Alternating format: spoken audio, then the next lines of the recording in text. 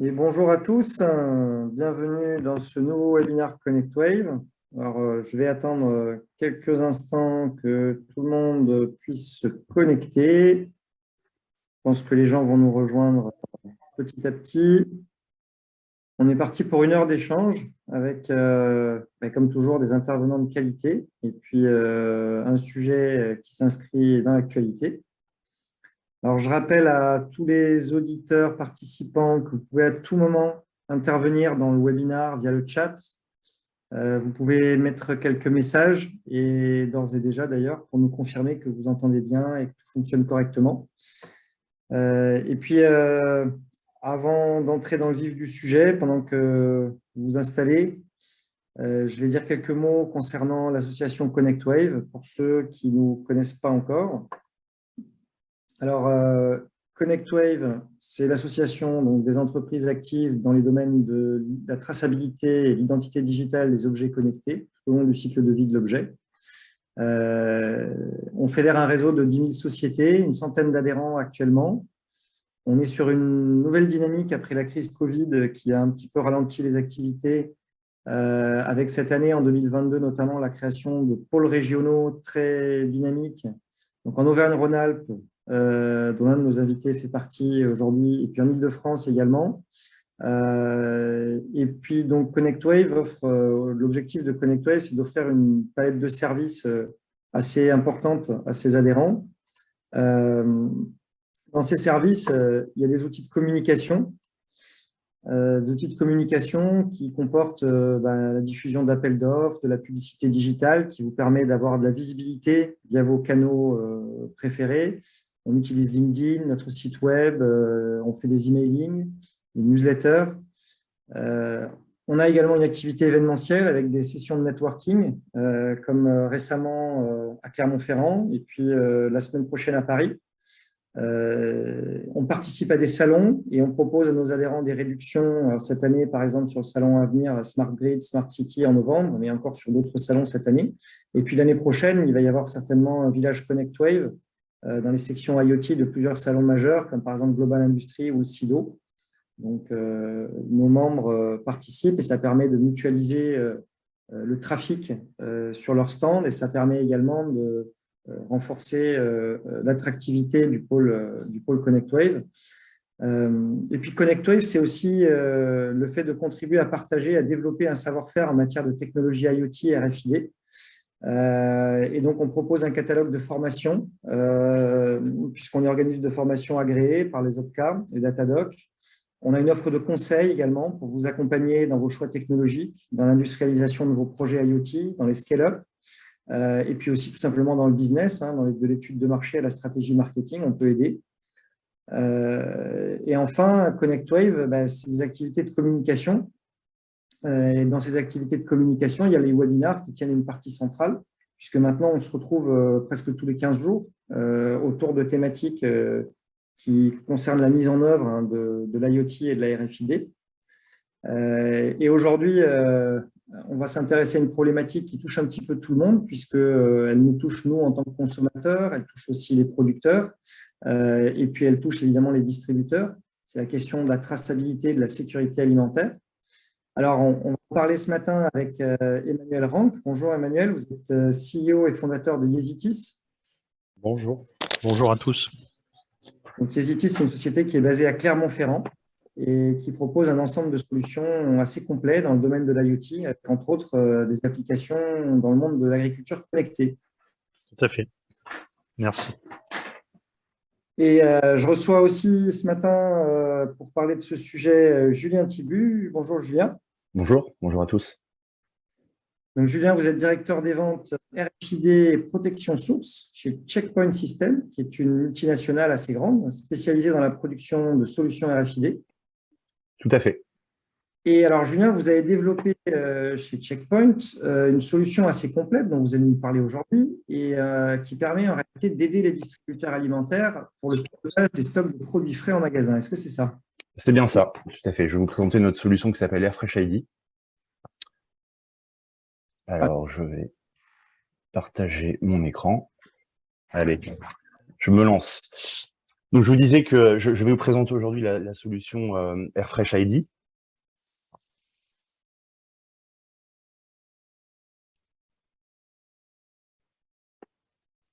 Alors, Fresh ID s'adresse aux distributeurs, c'est ça? Exactement. Elle s'adresse aux distributeurs. Je suis navré, j'ai complètement perdu l'accès à mon clavier pour faire changer la diapositive. Ok, on va y arriver. Est-ce que c'est bon?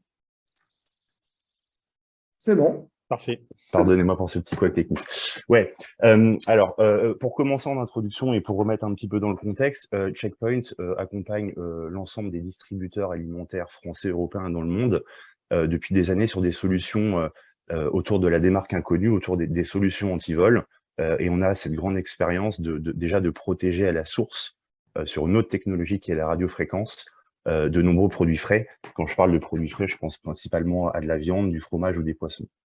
On a de fréquents échanges avec nos clients distributeurs. On arrive donc à répondre déjà via la protection à la source en radiofréquence à un irritant qui est la démarque inconnue, mais j'allais dire dans le grand panier de la démarque, il y a beaucoup d'autres irritants et on s'est un petit peu fait challenger par nos clients qui nous ont expliqué, rencontré énormément de problèmes autour des pertes autour des produits frais, avec des chiffres assez importants en termes de pertes, plusieurs dizaines, voire plusieurs centaines de milliers d'euros par magasin. Donc c'est un irritant sur lequel on a été challengé.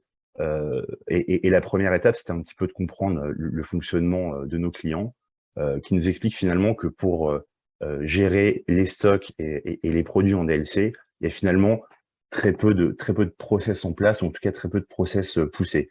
La plupart du temps, ce sont les directeurs de magasins ou les responsables de rayon qui sont chargés de faire cette tâche. Et on a été assez surpris, mais finalement, il en ressortait que c'était vraiment un contrôle visuel de ces produits frais pour gérer les produits en ALC. Et on s'est rendu compte qu'il y a à peu près la moitié des enseignes qui utilisent un système automatisé qui permet de contrôler les stocks qui sont néanmoins théoriques, mais pas les dates d'expiration. Donc, fort de cette analyse, on a, avec nos équipes R&D, pensé une solution donc, qui s'appelle Airfresh ID autour de la technologie RFID. C'est une solution complète. Quand je parle de solution complète, c'est une solution bien évidemment logicielle, matérielle, mais également avec des tags RFID, donc qui permet en fait d'offrir aux magasins de manière très efficace et en temps réel une visibilité exacte de leur stock et notamment des produits qui arrivent en DLC. Alors concrètement, les principaux bénéfices de cette solution, le premier bien évidemment c'est la réduction des pertes. J'ai un retour d'expérience en fin de présentation où je pourrais vous donner quelques chiffres. Bien évidemment, la conformité, c'est-à-dire qu'il faut absolument s'assurer que les clients n'achètent pas des produits périmés et contribuer en parallèle à maintenir un niveau élevé de sécurité alimentaire et de qualité des produits. Le troisième point, évidemment, c'est la réduction de ce qu'on appelle rupture de stock ou commande en cours. C'est respecter la politique first expired, first out. L'idée étant vraiment d'optimiser les stocks et derrière, finalement, proposer des produits toujours frais à la clientèle. Et puis, bien évidemment, derrière, il y a un aspect économique qui est la réduction du coût de main-d'œuvre. Je vous expliquerai tout à l'heure, vous le verrez, que finalement, un process très manuel ou très visuel de gestion des DLC peut prendre beaucoup de temps. Et donc, l'idée derrière est bien évidemment d'optimiser l'efficacité des équipes. On demande de plus en plus de tâches aux collaborateurs en magasin. Alors, j'imagine que ce gain en temps, il vient compenser en fait le coût que va avoir la mise en place de l'étiquetage RFID sur tous les produits frais. Exactement, et notamment au niveau de l'inventaire. J'y reviendrai tout à l'heure, Marc, en donnant quelques chiffres très concrets de nos retours d'expérience. Les différentes expérimentations pilotes que nous avons menées ont également mis en avant d'autres bénéfices de la solution. Ils ne sont pas tous, bien évidemment, quantifiables. Le premier, c'est la responsabilité sociale des entreprises. Effectivement, on parle beaucoup actuellement d'impact énergétique, de RSE, et mettre en place finalement cette solution accompagne les enseignes dans leur politique de développement durable. C'est un point qui revient systématiquement auprès de l'ensemble de nos clients. Un point qui est évidemment très important, c'est la traçabilité des produits. La solution va offrir une visibilité totale du cycle de vie au sein de la chaîne d'approvisionnement. J'y viendrai aussi tout à l'heure. Finalement, tout part depuis le producteur jusqu'au magasin. L'optimisation des marges, comment? Bien évidemment en garantissant l'exactitude des stocks avec des meilleurs processus de réapprovisionnement. On se rend compte qu'un mauvais réapprovisionnement, bien évidemment, va impacter les stocks et donc derrière la marge du magasin, ce qui permet de réduire in fine le gaspillage et, je le disais tout à l'heure, la charge de travail du personnel. Et puis, un point qui est non négligeable et qui revient aussi systématiquement de la part de nos clients, c'est une meilleure expérience d'achat pour leur clientèle. Alors concrètement, je vais vous faire une petite vue d'ensemble un petit peu de cette solution. Chez Checkpoint, notre ADN, je vous le disais, c'est la protection à la source. On a toujours une vision un petit peu globale à 360 degrés, c'est-à-dire de la source au magasin. La première étape, c'est directement chez le producteur, chez l'industriel, avec l'application du tag RFID et son encodage pendant le processus de production où on va encoder à la demande des industriels et des enseignes, des informations uniques sur chaque produit. Bien évidemment, l'identifiant de l'étiquette. On peut également y ajouter, par exemple, un numéro de lot, ce qui va nous servir derrière, je vous l'expliquerai, pour la traçabilité alimentaire, c'est très important, notamment au cas de retrait de l'eau, si nécessaire. Et puis, toutes les informations variables, poids, prix notamment.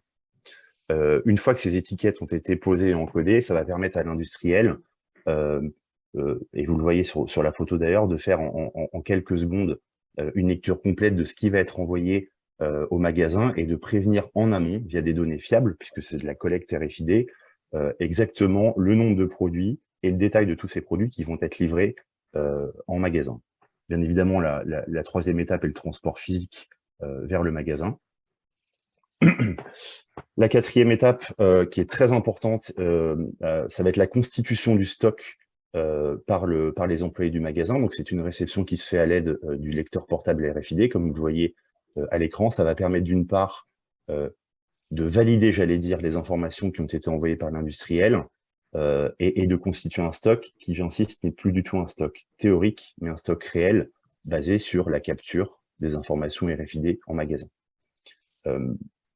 L'expérience aussi, les différents pilotes qu'on a pu mener, nous ont montré aussi un autre besoin de la part des enseignes, c'est que les hypermarchés et les gros supermarchés ont également des laboratoires de préparation directement au magasin. Et donc, avec cette solution, on est aussi capable de répondre à cette problématique pour que finalement 100% des produits ciblés ou de l'assortiment puissent être marqués et tracés en RFID.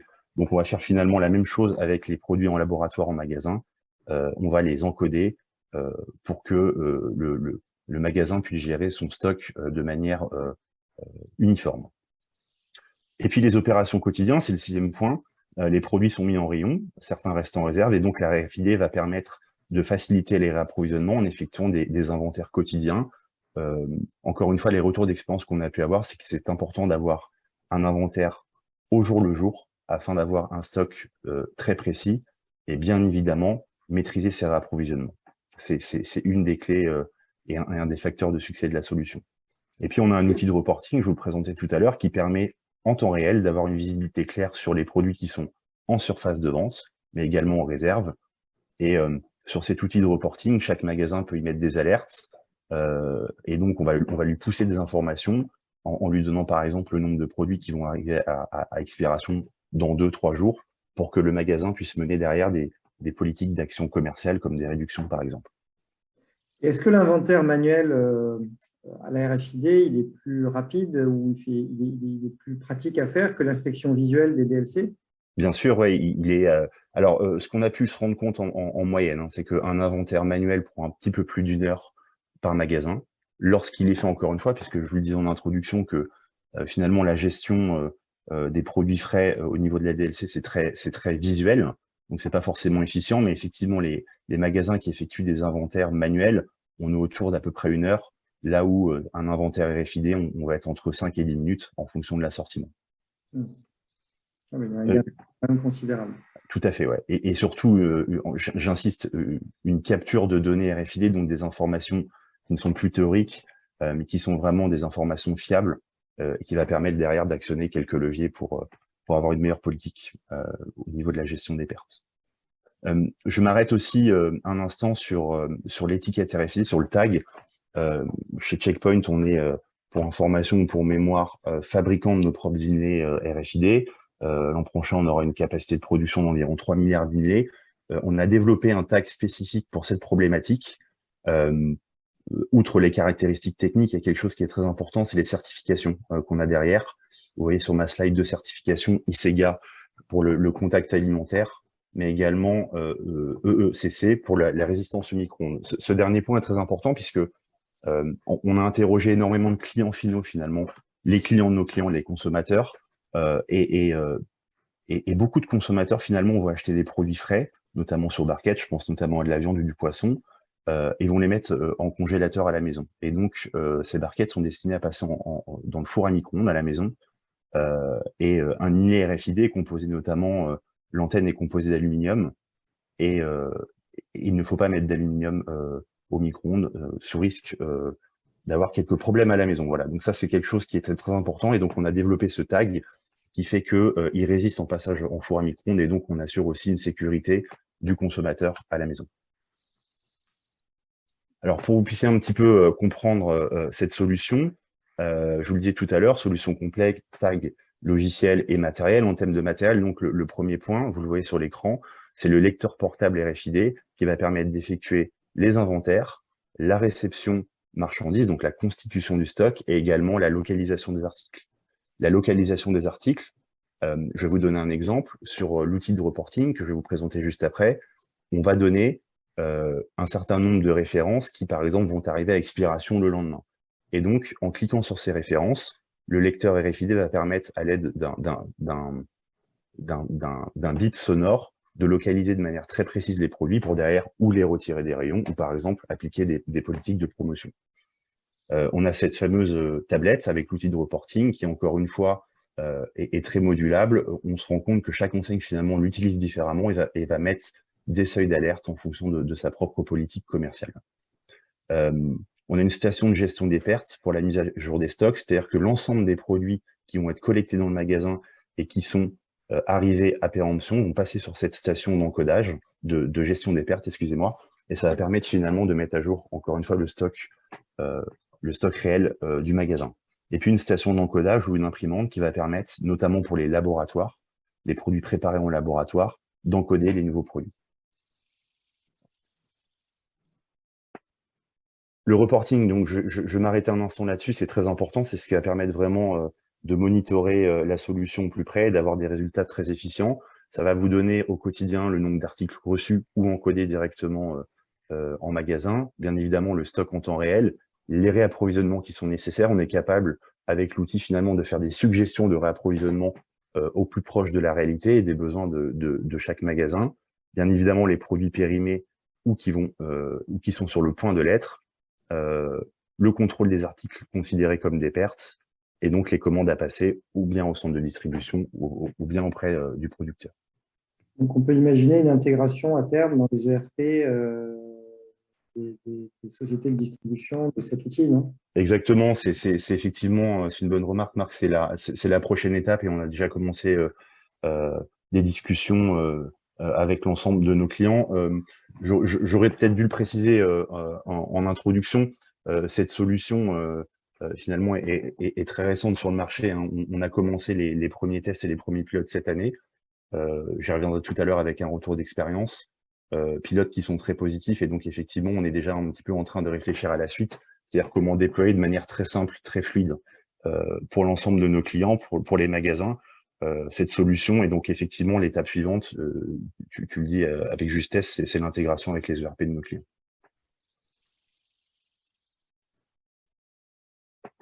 Une étape aussi qu'on est en train de finaliser à venir, qui est très importante pour que la solution soit la plus simple possible à utiliser pour nos clients, c'est chez le producteur. C'est ce qu'on appelle finalement la protection à la source ou la pose à la source d'une étiquette. Donc l'idée en fait c'est d'encoder de manière fiable l'ensemble des étiquettes RFID avec les données variables dont je vous parlais tout à l'heure. C'est une solution à haute vitesse, on se rend compte que chez certains gros producteurs, plusieurs milliers de produits peuvent être encodés par heure. Bien évidemment, il y aura une gestion des erreurs et l'enjeu derrière, c'est que ça ne devienne pas non plus un poids pour l'industriel. C'est-à-dire que on doit venir se fondre de manière très transparente et très naturelle dans les lignes de production. Donc, il faut absolument pas qu'on modifie ces lignes de production ou en tout cas qu'on les ralentisse pour activer les RFID. Donc concrètement, le processus, c'est l'identification de la barquette, sa pesée, on y applique l'étiquette, on encode les informations variables et on vérifie lors d'une seconde étape que les informations encodées sont les bonnes afin que les produits puissent partir directement dans les magasins. Un point qui est très important, c'est le thème du jour, hein, c'est la traçabilité des produits. Bien évidemment, on fournit aux distributeurs la traçabilité dont ils ont besoin, avec des données uniques qui sont encodées dans chaque étiquette, et donc sur chaque produit, une visibilité précise des unités de gestion de stock, spécifiques à chaque enseigne, et donc on garantit finalement aux distributeurs qui disposent d'informations fiables en temps réel sur les dates de péremption des articles. J'insiste sur les informations fiables, on sort vraiment du fonctionnement actuel sur le stock théorique, on est sur un stock réel basé sur des captures RFID. Alors, un retour d'expérience que je peux partager, on a fait un pilote élargi sur une dizaine de magasins dans une grande enseigne alimentaire en Italie, pilote qui a duré 3 mois cette année, qui a été un vrai succès, et on est déjà en train de préparer la prochaine étape pour début de prochaine année, c'est-à-dire le déploiement sur à peu près 200 super et hypermarchés. Voilà les chiffres que je peux partager avec vous. Je suis navré, je n'ai malheureusement pas l'autorisation pour le moment de citer cette enseigne, mais les différents points qu'on a vus, c'est qu'effectivement, on a une pression d'inventaire qui est proche des 100%. C'est pas une surprise, hein, c'est ce qu'on voit chez l'ensemble de nos clients, je pense notamment au textile, mais c'est important aussi pour nous de valider ce point, finalement sur des produits qui sont complètement différents, sur des contraintes aussi qui sont différentes, de produits frais, de produits qui peuvent être entreposés les uns sur les autres. Néanmoins, on a une précision qui est vraiment très très proche des 100% en termes d'inventaire. Des réductions de main-d'œuvre en fonction de la typologie de magasins et des opérateurs de 50 à 78% sur le temps de main-d'œuvre. Donc, on va finalement libérer énormément de temps pour les employés pour qu'ils puissent se consacrer à d'autres tâches. Et puis, le nerf de la guerre, c'est la réduction des pertes. On a réussi à réduire les pertes jusqu'à 60%, notamment sur la viande fraîche. Et puis, je vous le disais, hein, c'est un peu le fil conducteur, hein, ça donne vraiment une meilleure visibilité des stocks et des dates de péremption avec des informations correctes en temps réel, et donc, in fine, derrière, améliorer les marges. Ouais. Sinon, c'est vraiment très, très intéressant de voir comment l'application de la RFID là, dans ce domaine-là permet des résultats quand même spectaculaires. Et c'est vrai que la réduction des pertes, elle impacte aussi toute la société d'un point de vue environnemental. Donc, ce n'est pas qu'un bénéfice économique pour le distributeur qui le met en place, c'est aussi un bénéfice sociétal. Et ça, c'est quelque chose qui est intéressant aussi dans cette technologie. Ouais, tout à fait. Et j'insiste, hein, c'est quelque chose enfin, c'est vraiment un thème qui est de plus en plus important, hein, chez l'ensemble de nos clients. On parle maintenant à des responsables RSE, et c'est vrai que c'est des nouvelles typologies d'interlocuteurs qu'on n'avait pas forcément. Donc cette politique RSE est vraiment au centre des préoccupations de l'ensemble de nos clients. Je vais finir par une petite vidéo qui va un petit peu résumer ce que je vous ai dit. Et ensuite, je suis bien évidemment ouvert à toute question ou laisser la parole à Emmanuel.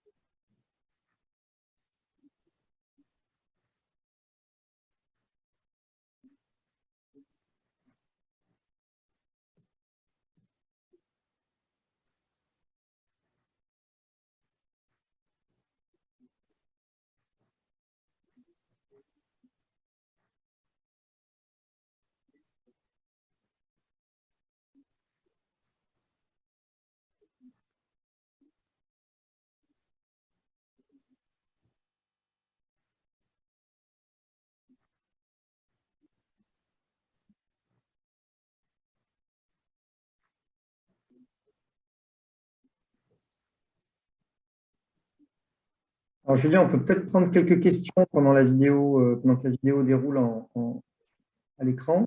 Ouais. Parce que j'ai beaucoup de questions. J'ai une première question assez basique, mais pleine de bon sens, qui dit c'est quoi le coût supplémentaire pour le producteur en termes de pourcentage, quel est le coût? Alors, c'est intéressant comme approche, parce qu'on pose la question au niveau du producteur, de l'impact de cette technologie. Alors, le coût pour le producteur, il y aura bien évidemment un coût au niveau des tags. Après, j'allais dire, ça reste aussi une négociation entre les producteurs et les enseignes pour savoir finalement qui va prendre à sa charge ce coût. Ça, c'est un point important. Alors, c'est des discussions auxquelles nous, on n'a pas forcément accès. Ce qu'on se rend compte ou ce qu'on sait, c'est que généralement, ce coût de tag, qui est finalement un petit peu le récurrent, hein, c'est là où le coût le plus important va être généralement divisé ou partagé, en tout cas. Et puis, pour les producteurs, il y a un très faible coût de licence logicielle, bien évidemment, et d'équipement, comme vous l'avez pu voir sur la vidéo. Quand on parle d'équipement, on parle de lecteurs et d'antennes RFID, donc on n'est pas sur des investissements faramineux. D'accord.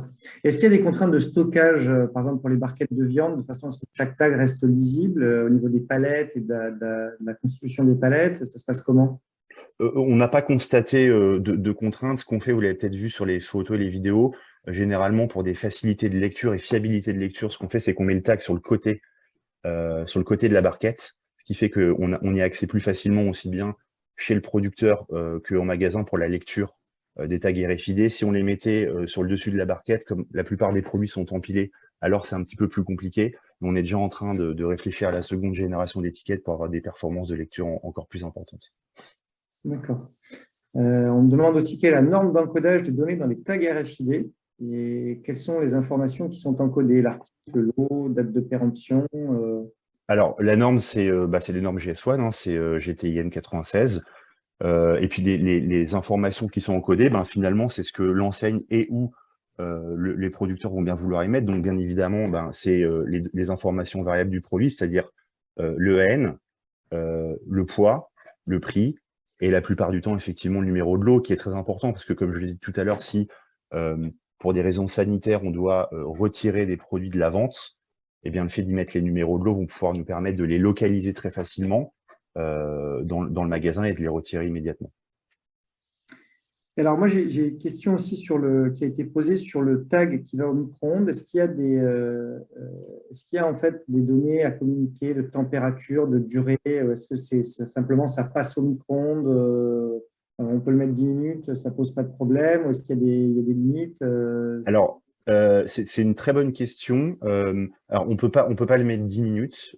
Après, un produit surgelé, généralement, on ne met pas non plus si longtemps que ça, mais le tag a été développé par rapport aussi à des poids de produits et à des durées de passage au micro-ondes qui, de mémoire, doivent être de 2 minutes 30, 3 minutes.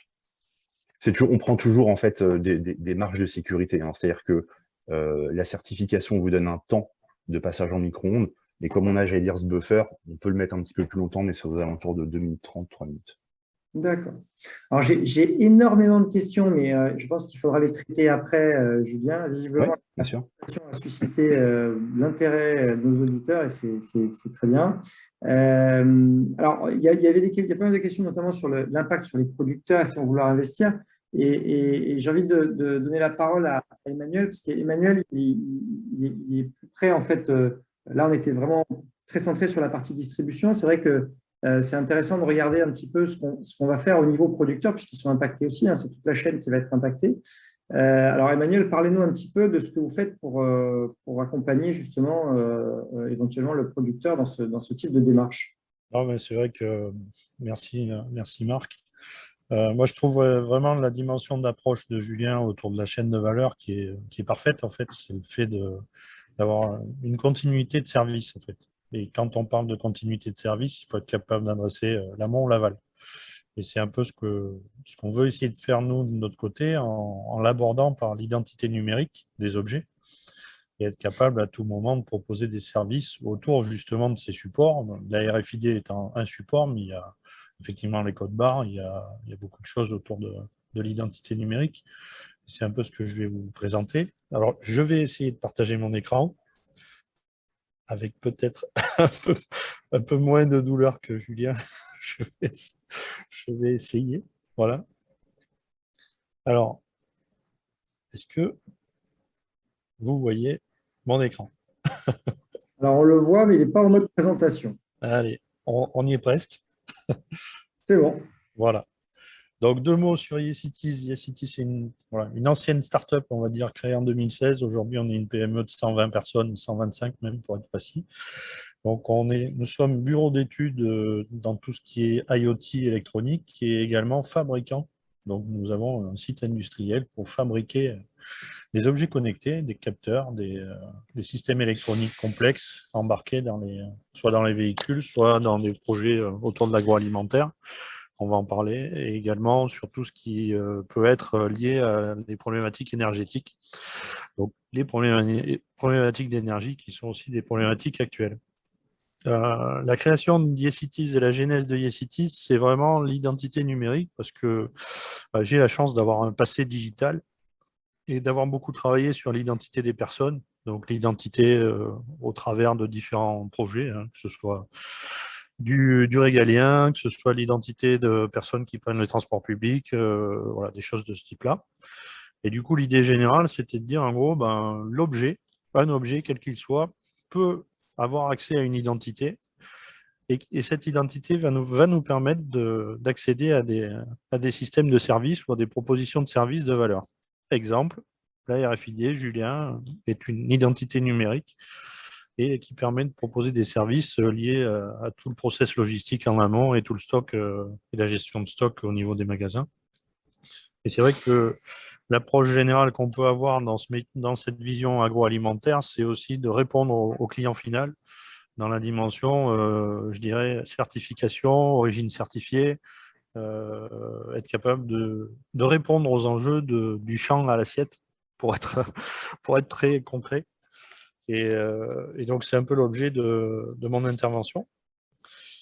Donc, je vous ai mis voilà, quelques exemples d'identité pour se dire, en gros, effectivement, le GSE cadre au travers de normalisation un certain nombre de choses. Donc, on est aussi accompagné par la normalisation. Et on voit que cette normalisation, elle existe traditionnellement, je dirais, sur tout ce qui est étiquetage, mais on va vers des systèmes électroniques, que ce soit la RFID ou le NFC, mais également des systèmes électroniques complexes. Donc là, je vous ai mis des exemples de Secure Element qui sont eux-mêmes embarqués dans des capteurs et qui permettent de gérer l'identité d'un capteur ou l'identité d'un objet lui-même qui comporte une dimension électronique. C'est parfait, Emmanuel. Il manquait juste un Secure Element WiseKey pour compléter la famille. Voilà, tout à fait. Je te prie de m'en excuser. C'est pas grave.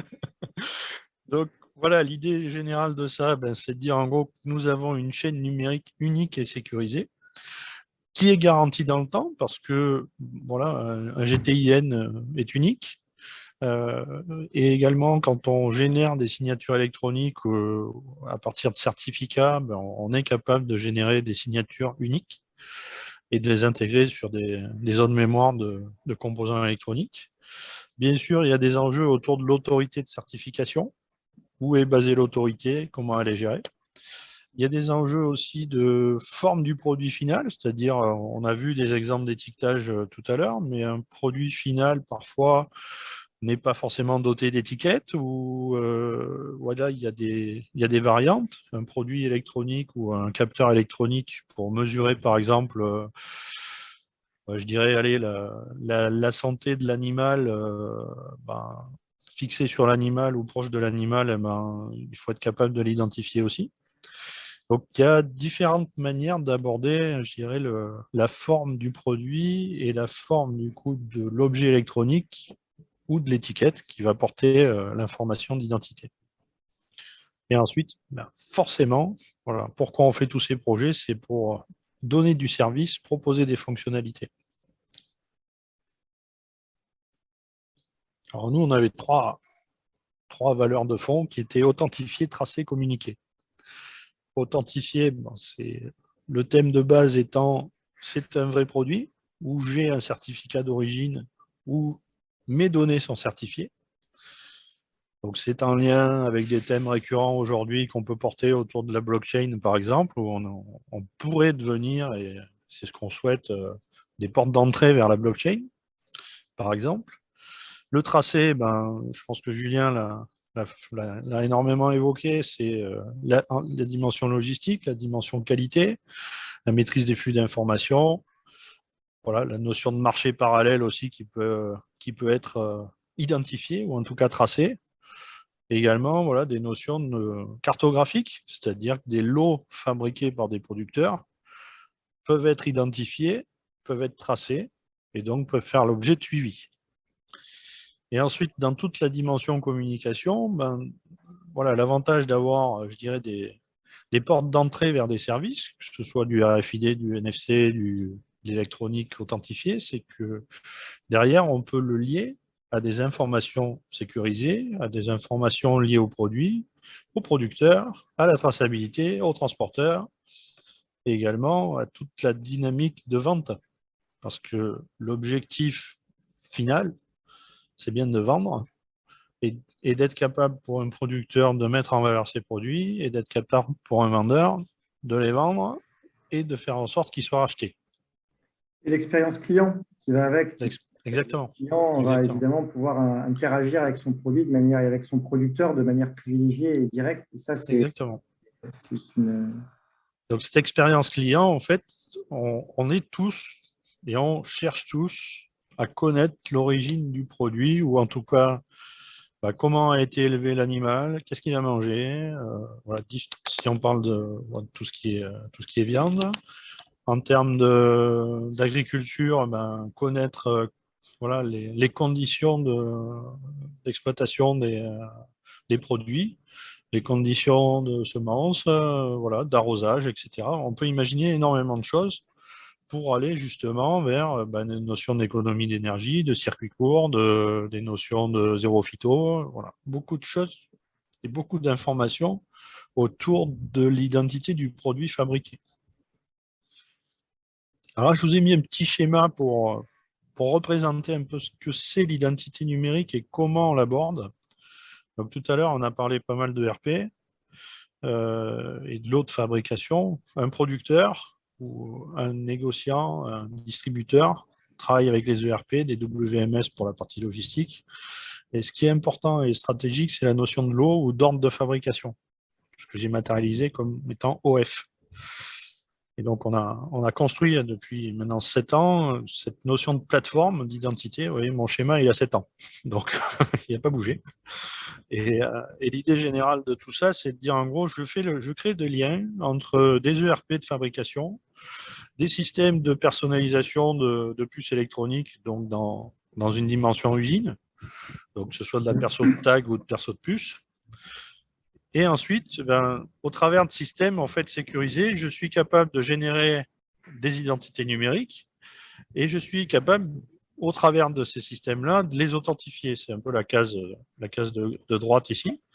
Et je vais authentifier à la fois du tag RFID au sens large, mais je vais authentifier aussi des capteurs, température, humidité, voilà, de tout ordre, qui nous permettent de collecter de la donnée, de la stocker, de l'analyser, éventuellement de faire de l'intelligence artificielle sur la donnée.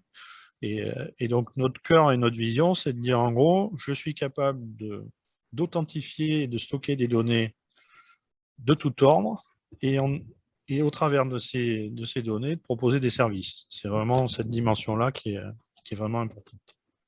Et c'est vous, Emmanuel, qui faites la personnalisation des puces Alors, on le fait au travers de partenaires. Aujourd'hui, nous ne fabriquons pas la partie RFID, mais nous avons voilà, des liens API et connecteurs et APN pour pouvoir distribuer de la sécurité et des signatures électroniques sur la perso de puce. Par contre, c'est vous qui faites la génération d'identifiants, c'est ça. C'est ça. Fait par Yaziki. C'est ça. D'accord. Après, j'ai voulu vous montrer un petit peu la vision des services, parce que ce qui est important, c'est le client final, le producteur et les interactions.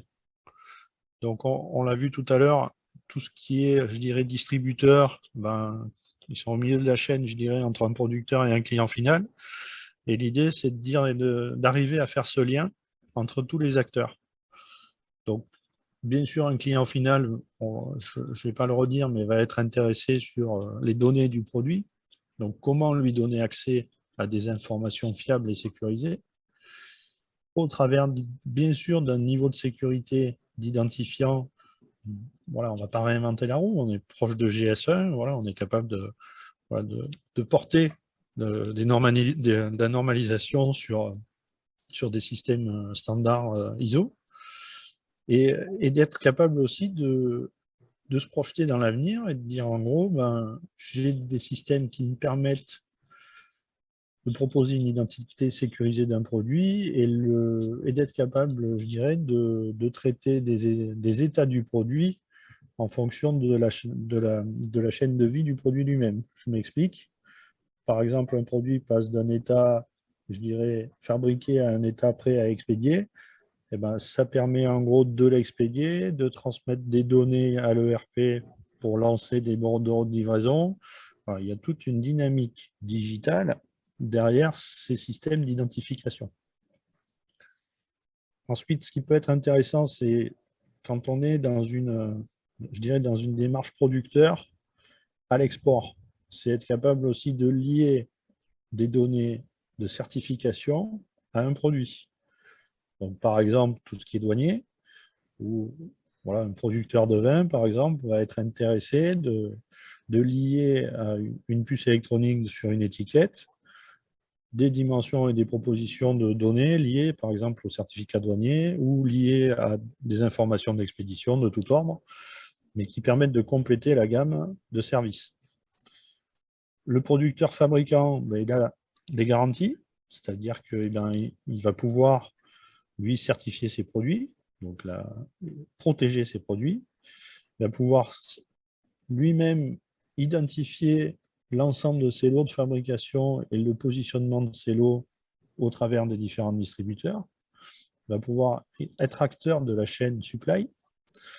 Il va pouvoir également développer sa marque au travers de notions de fidélité, c'est-à-dire que quand on est en présence d'un tag NFC ou quand on est en présence d'un système d'accès à des données, c'est un moyen de communication pour le producteur. Et ensuite, l'idée, c'est de dire en gros, ce producteur et cette marque, elle connaît in fine qui achète ses produits. Donc la notion de fidélité, elle est importante. Et le fait de dire en gros, voilà, je suis producteur identifié, mes clients peuvent avoir un canal d'accès direct à ma marque, ce qui est un point important. Et ensuite, dans la dimension de distributeur, on a vu tout à l'heure que ces outils d'identité numérique permettent en gros de réconcilier le lien fort entre le producteur et le distributeur au travers de tous les flux logistiques, de tous les stocks. Les dates de péremption sont forcément un sujet quand on parle de chaîne du froid.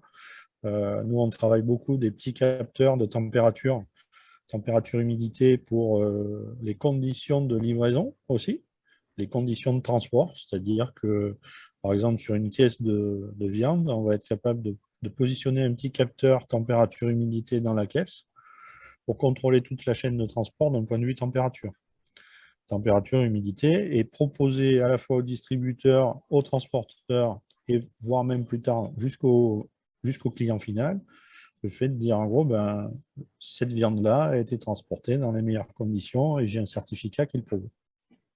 Voilà. Donc il y a une notion de qualité de produit vendu aussi qui est importante à nos yeux. Alors, il y a beaucoup de maillons dans la chaîne, Emmanuel. Moi, je ne suis pas un spécialiste douanier, mais effectivement, il y a la partie GS1 en termes de normalisation. Oui. Comment ça fonctionne finalement pour que tous les producteurs, tous les acteurs de la chaîne, les douanes, etc., finalement, aient accès aux mêmes outils et puissent finalement bénéficier de quelque chose d'harmonisé? C'est vrai que GS1 est la base de toute façon.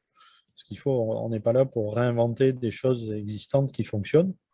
Vous voyez, par exemple, par contre, ce qui est intéressant, nous, je peux vous citer un projet sur lequel on est qui s'appelle Ma France, donc qui qui représente en gros les produits fabriqués français vendus en direct en Chine. Donc, dans ce projet-là, donc, tous les produits qui sont dans le catalogue Ma France sont en général des petits producteurs ou des marques, je dirais, proches du luxe, qui sont capables en gros de mettre à disposition des produits à destination des clients finaux en Chine, en direct. Et donc la problématique pour Ma France, c'était de dire, je vais pouvoir, au travers d'un système électronique sécurisé, intégrer les autorisations douanières chinoises à l'intérieur de la documentation liée à l'électronique. Ce qui permet en gros de faciliter au moment des exports et des imports ces notions d'accès à la donnée et de dire en gros, côté France, il y a forcément des choses qui sont liées à l'identification du produit avec toute la stratégie qu'on peut avoir autour de GS1, mais aussi côté chinois, sur le fait de dire au niveau de la zone électronique et de la zone mémoire sécurisée de la puce, on a un espace réservé aux douanes chinoises. Donc, c'est aussi des choses qui sont possibles et qui sont étanches parce que la partie chinoise n'est accessible que par les douanes chinoises. Voilà. Donc, ça, c'est un exemple de projet sur lequel on est et qui nous permet en gros de distribuer, je dirais, des accès à de la donnée sécurisée en fonction du contexte utilisateur. C'est-à-dire, je suis douanier, je n'ai pas accès à des données liées à... Je n'ai accès qu'à mon contexte, ce qui est aussi un point intéressant. Oui, effectivement, la segmentation de la donnée, La segmentation, les droits d'accès, en fait, sont vraiment à prendre en compte. Et le fait de dire, en gros, forcément, on a un accès tout public, c'est-à-dire l'accès public donne de l'information sur le produit lui-même, enfin tout ce qu'on a dit tout à l'heure, mais on peut avoir des accès réglementés. Voilà. Et alors, il y a une question qui s'adresse, à mon avis, à tous les deux, qui est venue tout à l'heure pendant la présentation de Julien, mais qui est assez intéressante, pragmatique. Est-ce que vous pensez que les producteurs, les fabricants sont prêts à investir? Alors moi, j'ai deux écoles, mais je laisserai Julien compléter. Il faut se dire que ça ne peut se faire qu'à sur une notion de filière, de mon point de vue, aujourd'hui, parce que le prix d'une puce RFID, surtout quand on est sur des volumes importants, si je prends l'exemple du vin, qui est un exemple qu'on connaît tous, poser une puce RFID sur une bouteille de vin, à l'échelle de la production, c'est très compliqué de présenter ce genre de dossier et de présenter un financement par rapport à ce genre de dossier. Parce qu'à l'échelle d'une filière, en fait, c'est des montants qui sont énormes. Donc, le faire au niveau d'un petit producteur, très complexe. Donc, moi, je pense que ça se fait et ça se fera qu'au travers, je dirais, d'une notion de filière ou d'une notion d'un gros acteur distributeur qui dit, allez, je prends cette démarche comme étant une démarche de valorisation et je dirais l'écosystème autour de moi fait l'effort parce qu'on valorise quelque chose à la fin. Moi, je verrais plutôt ça comme ça parce qu'un petit producteur indépendamment ne le fera pas forcément du fait du prix, du frais de l'investissement.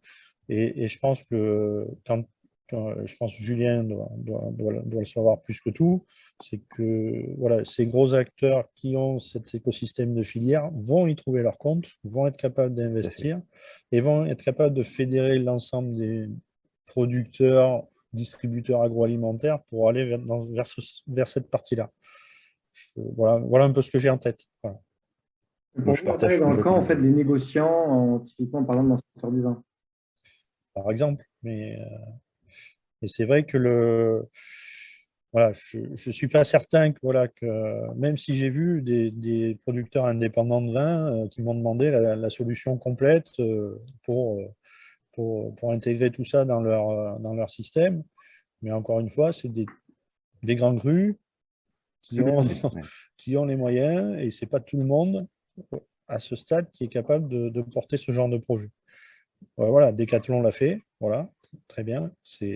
Et c'est pour moi voilà, un succès parce qu'ils ont réussi à fédérer et à embarquer tous les fournisseurs pour réaliser ce projet. Non, je partage complètement hein, sur la notion de gros volume. En tout cas, sur la solution que nous, on met en avant, il faut effectivement. Enfin, c'est vraiment une discussion tripartite hein, entre les enseignes, les producteurs, les gros industriels. Hein, c'est là où je te rejoins, Emmanuel. Euh, la plupart des producteurs, ils voient quand même un intérêt. Hein. Nous, on a cette expérience de ces discussions sur notre métier de base qui est la protection à la source, donc sur une autre technologie, hein, la radiofréquence, effectivement avec des coûts moindres. Mais quand il y a une traction, tout le monde y trouve son intérêt. Il y a aussi quand même, on parlait de RSE, d'image de marque. C'est quelque chose qui est très important aussi pour les industriels. Oui. Et puis, je tiens quand même à préciser aussi que la technologie RFID est aujourd'hui une technologie mature avec des prix qui baissent, une volumétrie de production de tags, parce que c'est le coût principal, qui est de plus en plus abordable. Et preuve en est, l'introduction de la technologie RFID il y a encore quelques années au sein du retail, en dehors du textile, n'était absolument pas pensable. Aujourd'hui, on voit énormément d'applications dans la grande distribution alimentaire. J'ai eu le plaisir le mois dernier d'intervenir sur un webinaire où on déploie la techno dans le cadre de la loi AGEC chez McDonald's.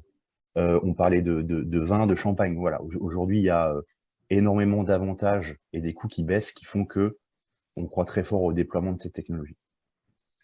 Sachant quand même, pour préciser qu'effectivement, il y a deux technologies, il y a le NFC et la RFID qui sont des technologies voisines. C'est vrai que pour faire passer toute la partie engagement client, information, interaction avec le client, authentification, sécurité, on va plutôt avoir besoin de NFC. Il y a une plus grande quantité d'informations qui passent. La RFID, elle va plus servir à la partie, à tous les bénéfices qui ont trait à la supply chain, Oui, tout à fait. gestion en magasin. Et c'est vrai que le coût de la NFC, par contre, il est nettement supérieur, surtout si on veut de la NFC sécurité. On a travaillé et on travaille dans ce marché avec Wisely et on avait mis en place un certain nombre de développements chez les producteurs de vin, mais comme vous le disiez, Emmanuel, c'est des producteurs premium qui ont une vision très particulière. Et d'ailleurs, on observe quelque chose d'intéressant, c'est qu'aujourd'hui, le taux de scan des consommateurs, puisqu'on parlait d'expérience client, finalement, que ce soit sur des QR codes ou sur des tags NFC, est relativement faible. Donc, Oui, c'est important que finalement, les bénéfices supply chain, aujourd'hui, pour moi, ils prennent le dessus en termes de bénéfices pour la chaîne de valeur. C'est vraiment la partie supply chain qui joue et on est sur des tags RFID, comme vous le disiez, Julien, avec des coûts qui sont quand même assez bas. Donc, aujourd'hui, mais on peut imaginer, je ne sais pas ce que vous en pensez, on peut imaginer que la NFC va se développer dans l'avenir de manière plus générale. Bon, on voit de toute façon, je dirais les marques de luxe font des essais. Il ne faut pas nier ça, hein, de toute façon. Voilà, les essais ont lieu, les expérimentations ont lieu. Effectivement, comme tu le dis, Marc, le prix du NFC aujourd'hui n'est pas compatible avec un déploiement massif. Par contre, on sait aussi que voilà, les constructeurs fondeurs vont aussi peut-être se poser la question d'avoir, je dirais, les puces ou les produits compatibles avec ce marché-là. C'est-à-dire qu'en gros, est-ce qu'on a besoin d'une zone mémoire énorme pour gérer un identifiant et une signature électronique? Voilà, il faut quand même se poser les bonnes questions. Et aujourd'hui, on pense qu'en tout cas dans les stratégies, ce type de produit arrivera aussi.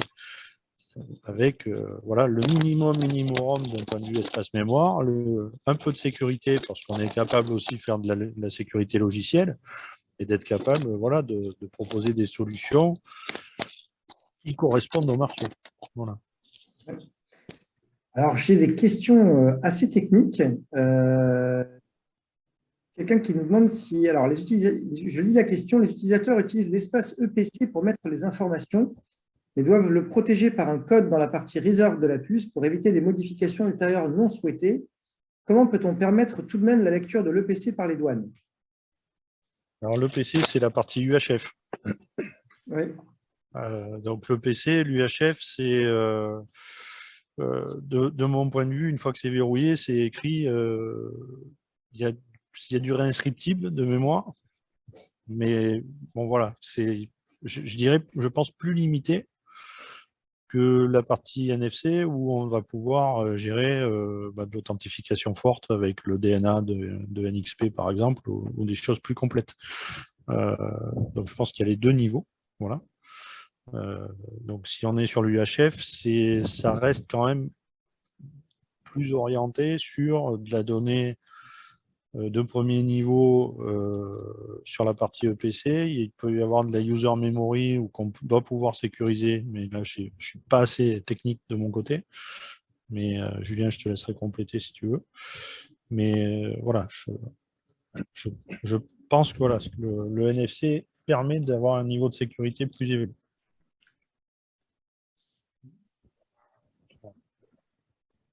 Je vois l'autre question, Marc, si je puis me permettre.